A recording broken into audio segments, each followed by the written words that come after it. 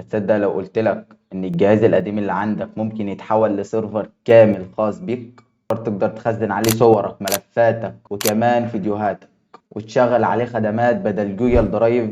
والجمدان كمان انك ممكن تمنع الاعلانات عن البيت كله حرفيا. والاغرب ان اغلب الناس عندها الامكانيات دي فعلا، بس مش عارفة تبدأ منين. في الفيديو ده هنحول الجهاز القديم اللي عندنا لهوم سيرفر احترافي باستخدام بروكسيموكس، وده حرفيا من اقوى الحاجات اللي تبدأ بيها في عالم السيلف هوستنج. ما تنساش، كل ده من غير ولا جنيه حرفيا. يلا بينا نبدأ الرحلة. وفكرة السيرفر اصلا بسيطة جدا.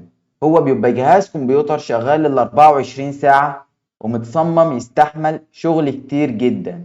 طيب ازاي هنحول الجهاز بتاعنا لهوم سيرفر؟ هنستخدم حاجة اسمها بروكسيموكس، وده نظام مبني على ديبيان بيخلينا نشغل اكتر من نظام على نفس الجهاز، كأن عندك اكتر من كمبيوتر على جهاز واحد. اول حاجة هنفتح المتصفح بتاعنا، هنكتب بروكسيموكس، هنخش على الرابط دوت، هننزل تحت، هنحمل النسخة دي. تمام.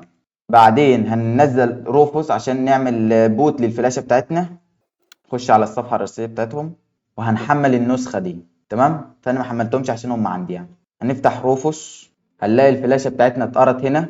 بعدين هنختار من هنا الملف الايزو اللي احنا لسه محملينه، نختار بروكسيموكس وهنزله. تكي على ده اوكي. بعدين هنتك ستار. لما تيجي هتعمل له بوت ممكن تختار اف 9 او اف 10 على حسب نوع جهازك. بعدين هتختار الفلاش وهيفتح معاك بالمنظر ده. دي اول مره اصور فيديو بالشكل دوت، فلو لقيت الدنيا غريبه شويه دلوقتي كل اللي علينا ان احنا نكمل خطوات التثبيت. هنتك على اول واحده انستول،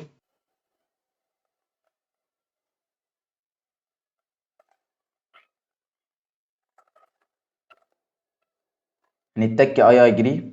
بعدين من هنا بقى ده الهارد اللي انت هتنزل عليه النظام. هو دلوقتي عشان الجهاز بتاعي مش على اللي هو هارد واحد فهنختاره، بس لو انت عندك اكتر من هارد ومش عايز تمسح هارد ما تختاروش، يعني اختار اللي انت هتنزل عليه النظام عشان هو هيتفرمط. تمام. هنختار الهارد اللي عندنا دوت، هنتك نيكست. بعدين هنختار الدولة، عن نفس ايجيبت. بعدين نيكست. الباسورد بقى مهم عشان هو ده اللي انت هتقدر تخش بيه على السيرفر بتاعك. هتحط هنا الايميل.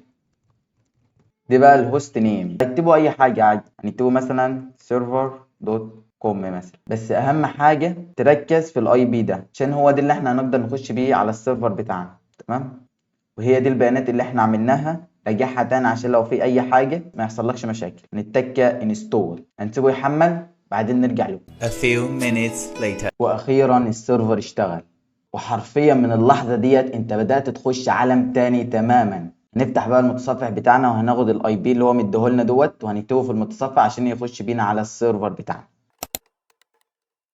نتك انتر، نتك ادفانسد من هنا، بعدين هنتك بروسيس من هنا. كده السيرفر بتاعنا فتح. هنكتب كلمة روت، بعدين هنكتب الباسورد عملناها في التثبيت، وكده السيرفر بتاعنا فتح بنجاح الحمد لله. اول حاجة خش على كلمة سيرفر دي من هنا. تمام. بعدين هنخش على شيل. دلوقتي بعد ما خلصنا تثبيت بروكسيموكس، في شوية خطوات انا بعملها دايما على اي سيرفر جديد، زي مثلا تحديثات، نظبط شكل التيرمينال، وكمان نغير ونبعد عن استخدام الروت للامان. فبدل ما اعمل ده كل مرة يدوي، عملت سكريبت يجمع ليا كل الخطوات ديت في امر واحد. فهنخش دلوقتي على جيت هاب وهسيب لكم اللينك بتاع الريبو دوت في الوصف. تمام. هننزل تحت، هناخد الامر ده وهنعمله كنترول شيفت في. الامر دوت باختصار، اول حاجه بيحمل السكريبت من الريبو بتاعي على جيت هاب، وبعدين بيشغله مباشره على السيرفر. وطبعا الطريقه ديت لازم تكون حذر منها، لانك بتشغل كود مباشر من الانترنت، فلازم تكون عارف مصدره ويكون موثوق.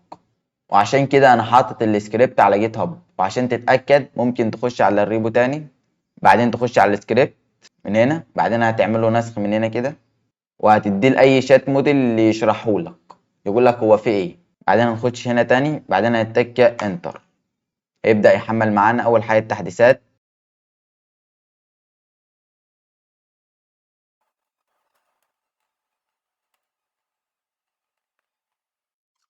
وهنا هيبدا ينزل معانا الادوات الاساسيه. هنا احنا هنعمل يوزر جديد، مثلا هكتب مجاري التكيس. هو مش الافضل ان انت تحط رقم في اول اليوزر، بس عشان انا متعود على الاسم يعني فعادي يعني. هنكتب الباسورد، يفضل اللي هي تبقى نفس بتاعة السيرفر عشان ما تتوهش. بعدين هنضغط انتر انتر انتر انتر انتر، بعدين هنتك انتر، وبكده اليوزر بتاعنا نزل. دلوقتي بقى هنبدأ نظبط السيم بتاع التيرمينال. كده السكريبت تم بنجاح الحمد لله. بعدين هروح كاتبين الامر ده. كده السكريبت بتاعنا تم. وقبل ما الفيديو يخلص حبيت ان اختم بحاجة بحبها جدا دلوقتي مع حديث في حكاية. قال رسول الله صلى الله عليه وسلم: أحب الناس إلى الله أنفعهم للناس. صدق رسول الله صلى الله عليه وسلم. وفكرة إنك تتعلم حاجة وتعلمها لغيرك دي من أحسن الحاجات فعلا، حتى لو بمعلومة بسيطة ممكن تكون سبب إن حد يبدأ أو يتعلم أو حتى يغير حياته للأحسن. فحاول دايما إن الحاجة اللي تطلع للناس يبقى فيها نفع حقيقي. والفيديو ده تحديدا أخد مني أكتر من 3 أيام عشان أصوره، مش عارف ليه، وصورت لقطات كتيرة جدا. كل شوية أصور وأمسح أصور وأمسح، وعارف إن الفيديو مش كامل ومش أفضل حاجة، بس اكتشفت حاجة مهمة جدا، إن البداية عمرها ما بتكون مثالية. ولو فضلت مستني لحد ما أبقى جاهز 100% غالبا عمري ما هبدأ. فدي أول خطوة، وإن شاء الله بعد سنة من دلوقتي أرجع للفيديو دوت وأقول الحمد لله اللي أنا بدأت. ولو الفيديو عجبك اعمل سبسكرايب علشان نكبر ونتعلم مع بعض، ونشوفكم في الفيديو الجاي إن شاء الله. ما تنساش الفيديو الجاي هنمنع الإعلانات عن الشبكة كلها. سلام عليكم.